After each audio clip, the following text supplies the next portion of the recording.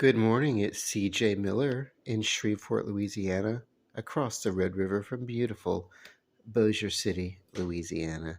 And, you know, uh, had a really fun night. I went out with some friends last night. Of course, I'm an insomniac, so the nighttime is the right time.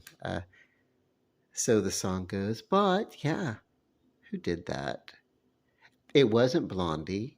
It was a solo hit from the lead singer of Blondie, Deborah Harry. It's one of her solo ventures, and I think, and nighttime is the right time, and yeah.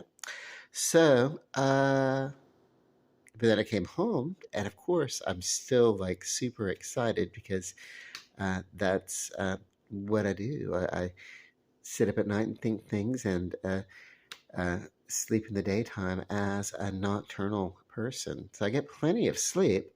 Uh, and in that area, not a single thing wrong or broken about that. Uh, it's just some creative types, you know, definitely, do their best work uh, in the quiet hours of the night and early morning. And so here I've done, a little bit more. Like I said, my work from this distance is going to be very subtle. But as I get a little closer and I lean into it, you can see very much that I've added some detailing to the crest of these currents. They're not exactly like large ocean waves or waves that you would find in a large body of water, but this is kind of like splash of a current of a wave that's come forward and it's coming back and it's kind of colliding with another wave that's making its way forward. And in that way, they make themselves, the two waves kind of crash and bump each other up a little bit above the surface. And that's kind of cool. And it's more visual because it's a little bit more in the foreground than some of the action going on in the back. And not only did I add more detail to the top of that, what was going on, uh, because those different currents uh, basically kind of inform each other and tell each other where they're going to go. Uh, but we also get, if you check this out here, I've come in and added some contouring to the inside of the curl of this wave. So uh, not to try to make a large, ocean kind of wave, but just as you pull back, it's cool. So it's great. It makes something gives us a little something interesting to look at. But not only that, but the color of the water. You see how I brought in a little bit of the blue, of the reflective blues in the back, and put it on top of the darker colors on this side of the, on the fore side of the wave here, to give a little bit more um, of a balance, of a consistency, of what's going on, and of course, even here, we're not entirely done, with this painting. There's actually, I can just imagine quite a bit more to be done. More contouring in the wood lines here, and just kind of you know, various trees and growth and everything. We can get a little bit more detailed in there, and creating some entwining of some of the branches, which kind of uh, you know displays why there's not a lot of visual happening between the trees because it's such a thick uh, bit of wilderness, And of course, as it falls into the back, various bits of forestry uh, and uh, yeah, it's just great fun, and I have really enjoyed the detailing of this, even as going as far into creating um, uh, reflections on the surface of the water in the far distance, you know, to kind of help guide where this water is, where it lays, where it comes from, where it goes to. So, uh, yeah. What else? There's a lot. There's a lot going on here. Uh, and the little minuscule stuff, because if you could just see the different tones, the various different lays and or layers, but the layers basically, but lay be the root word of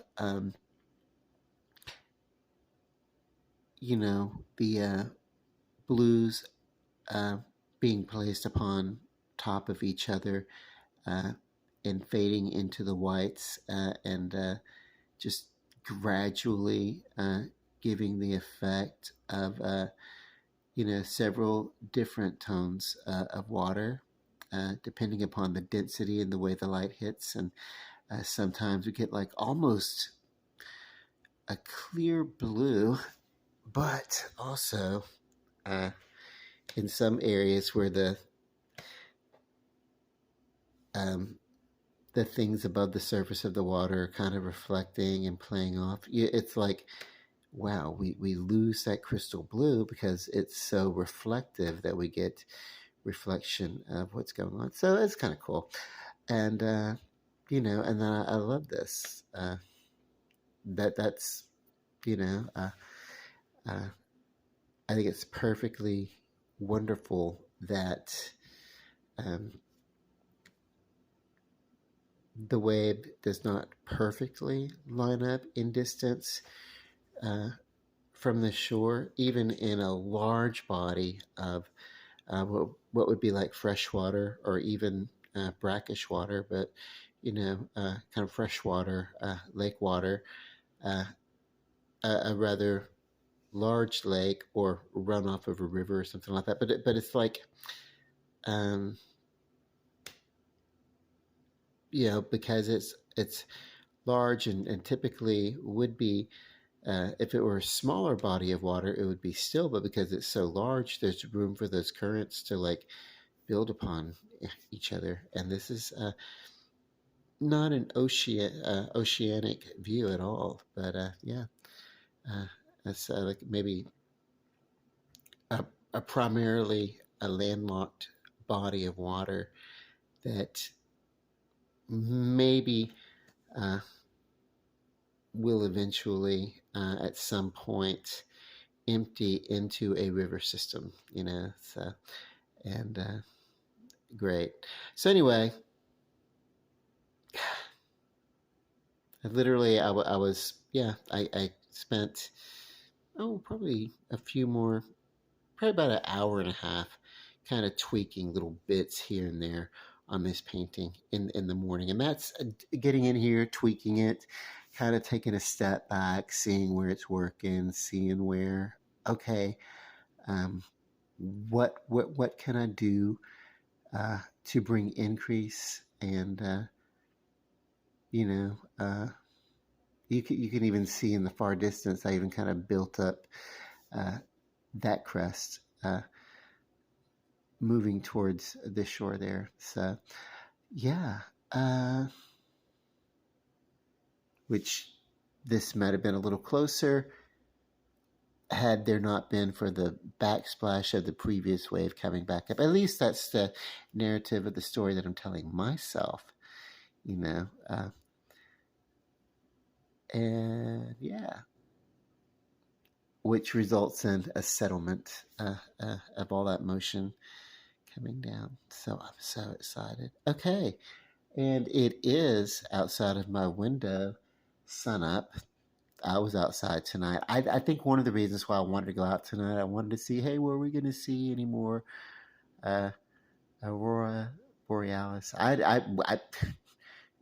did not see it, you know, and 3 nights of it. I saw maybe that second night. I saw maybe like a lighter. In my mind, it felt like a lighter bit of tone to the night sky, but I couldn't make anything out as far as what you look at on TV and you see the moving lights that look like neon in the sky. I didn't see any of that kind of stuff. I actually have to use my LED lights and go downtown and look at the LED lights on the bridge and everything if I'm going to get any kind of experience like that, you know. But it did meet an interesting group of people. I got asked out by a friend, and initially it was going to be just the two of us. Me having a diet coke, of course, I don't drink, and then of course he called up another friend who came down with two other people in tow, and then one of those people uh, got on the phone and called a few people, so it kind of turned into kind of like a roaming, uh, you know, a roving collection of bar hoppiness. But it was cool. I mean, I ate a burger, and did not eat the chips. By the way, I gave the chips away to somebody. And what else? Yeah, drank diet sodas. When you're out with friends and you're the only one not imbibing in alcohol, uh, if you do something like buy a burger, like I bought a burger, then almost all of your libations, almost most places will provide the soft drink for free. Like, oh, when that's fine, whatever, it's fine. Don't worry about it. So, little life hack for you: if you go out with your friends and they're drinking and you're not drinking, you're probably not going to get charged for the sodas, and because you're with people and they're making a lot of money off the people that you're with and everything like that. So yeah, that's kind of cool. I don't know, uh, but yeah, it was fun. Uh, and then of course the main thing is just playing around and loving the work that I'm doing on this canvas. So, um, love and light, peace, and yeah, goodbye.